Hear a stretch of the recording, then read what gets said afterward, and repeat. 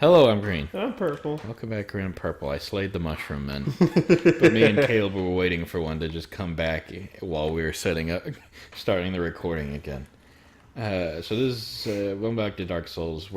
This is the last episode of our chill Dark Souls session. Because if you guys haven't gleamed, we record these in like 5-episode chunks, generally.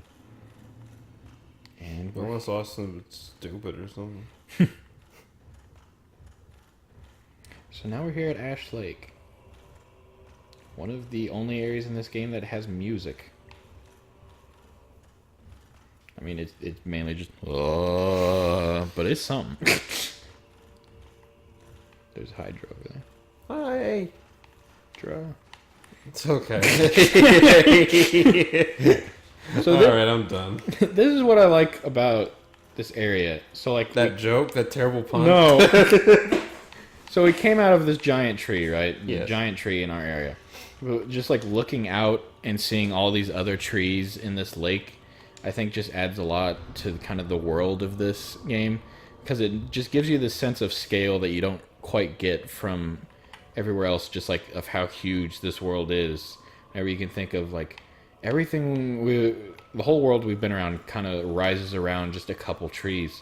But just like look how many there are and how like endless the sea of these trees is. Mm-hmm. Which I always just think is kind of cool. I always come to this area even though I don't really care about any of the items or the covenant that you get here. We could fight the Hydra. I don't know if I want to though. No, it's God's beautiful creature. Yeah? God made that? Okay. I could not say that with a straight face. Here, we'll try and fight him. The hard thing with the Hydras is always, like, obviously they're always in water. And, like... Okay. Rude. And the thing with water in this game is, like... There's, like, a really finite edge to where the water is. And, like, where you'll just fall. And it's kind of hard to see sometimes. Like, you can see pretty well right here. But, like, the other place where there's a Hydra... You And died. they can do that, which is also fun. The other place, it's a lot harder to see the edge, and so you'll just be like fighting it, and you're like, okay, almost good, and then you just fall into the deeper water. We'll try and fight it one more time, and if we don't, I think we'll just continue on, because, like I said, I mainly just wanted to show this area a little bit, and we'll run to the end of it. Is that just a bunch of change? Where did that come from? One of your pockets, I'm assuming. Oh, it's my wallet. My wallet. I haven't had actual cash in my wallet in a long time. I always keep a little bit. Just in case. I probably should keep some of mine, but I don't know. I just never do. Yeah, because you're lazy. Okay. I'm say sorry. Austin, I'm tired. You can't expect me. Caleb gets tired. He gets mean and incoherent. He's like an old man, even more so. Just, you suck. Like my limiter gets turned off when I get tired, and so random things just happen, and I'm more blunt. So this is how the Hydra fights go. You just hit the heads whenever they come down to bite you. You know, you gotta get on the Hydra's back. You cannot do that in this game. Do not try that strategy. It will not go well for you. But Phil says so. But Danny. Fake Danny DeVito told me to. They can't afford the real Danny DeVito for the Kingdom Hearts I game. mean, who can? I mean, to be fair, I don't think he really does much besides It's Always Sunny, so you'd think he would have time. But I don't want to tell Danny DeVito how to live his life. I would love to meet him one day. I feel like he'd be... There you go. I don't even know what happened. I think I was like close to the edge and like the head pulling up kind of pulled me into the deep water. Okay, so we're just gonna go to the end of this area so that we can show it all off. I think you do get an item from beating the Hydra. You get something from beating the Hydra, in addition to just like a decent amount of souls. But we're just gonna run along here. There's an area in Dark Souls 3 called Smoldering Lake, which is weird because, you know, you think Smoldering Lake, Ash Lake, you think it'd be like the same area, and there's some elements of it that do make you think that it is the same area, but it's also like has a lot more in common architecturally and like asset-wise with the Demon Ruins and Lost Izalith, so people think it's that area. But it almost seems kind of like a combination of Ash Lake and the Demon Ruins and Lost Izalith, even though I'm pretty sure, like, canonically it's pretty much accepted that it's just the Demon Ruins and Lost Izalith. There's also some clam people. You want to see the clam people? I wish I was a clam person. Well, you could be like these. You want to know why? Why is that? Because I can conceal myself from the world. But then you would be a pearl. Yeah. So are you a clam or are you a pearl, Caleb?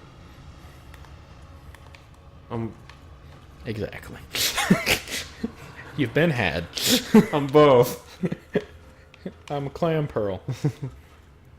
So, one of the reasons why you would want to fight the Hydra here is that it kind of follows you throughout the area and shoots its water beam things at you. It's Hydro Pump. Yeah. Blastoise here. And so it can make it a little easier if you beat the Hydra, because then you don't have to worry about it the rest of the time, but he's really not all that annoying. Do you guys know how delicious orange freezes are? Like from like Brahms or something? Yeah, an orange freeze. What is it orange sherbet? Yeah. I'm not sure if it was like that or like Orange Crush or something. It's like, the way I think of it is like, they're taking orange sherbet. They're making basically like kind of a milkshake, but with orange sherbet. Yeah. I know there's other kinds of sherbet, but like for me, orange sherbet just kind of is the sherbet. I love rainbow sherbet. But see, even then, it's like it includes orange sherbet. Yeah, but without orange sherbet, you don't have good sherbet, okay? Case closed. I hate you. I had grape sherbet once, and that was delicious. It's not the same. Yeah. I like grape, but grape's never been like my favorite of anything, except for jelly. Grape jelly's good. I don't like strawberry jelly. This is the kind of high quality commentary you can expect from a green and purple video. I'm debating sherbet and jelly. I haven't said anything about jelly. It's not a debate if you're the only one that puts it. Austin, nobody likes jelly in any form. That is my argument. What does this thing do? It's a dragon. Yeah, that's not what that's not the question I asked you. He's the everlasting dragon, and you can join a covenant at him if you want to. Thank you. And you can get dragon skills from doing stuff when you give it to him. Yeah. And you can come over here and you can cut his tail off. And you get a dragon greatsword, and he doesn't even care. He's perfectly fine with you cutting his tail off. He can still join the covenant. He doesn't say anything. He doesn't have any dialogue at all. Why is he here? I don't know. But he is.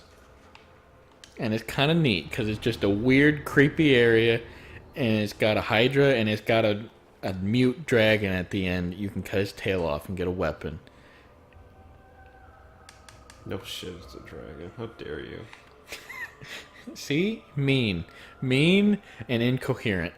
This is what happens to Caleb after the hour of like 9 o'clock, 8 o'clock some days, 10 o'clock other days. We're going back to Anne Orlando. I'm always mean. It's just like after that time and more. At that time, Caleb's like, "You're keeping me up. I could be sleeping."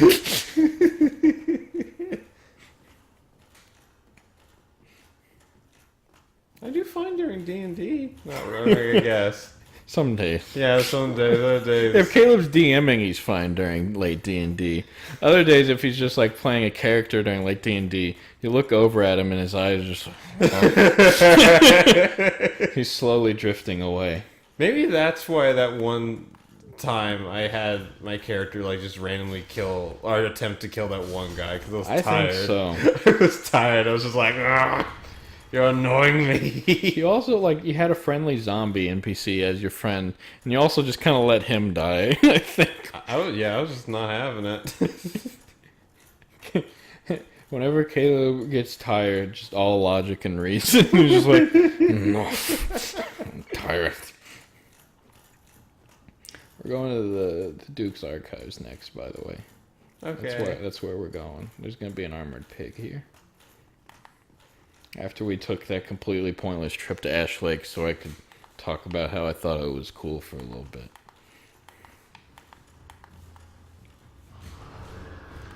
Okay.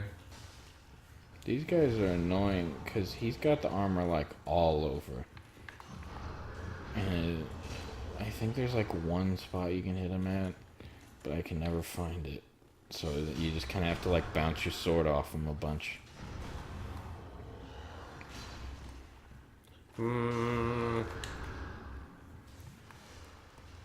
Get him. Get him. Get him.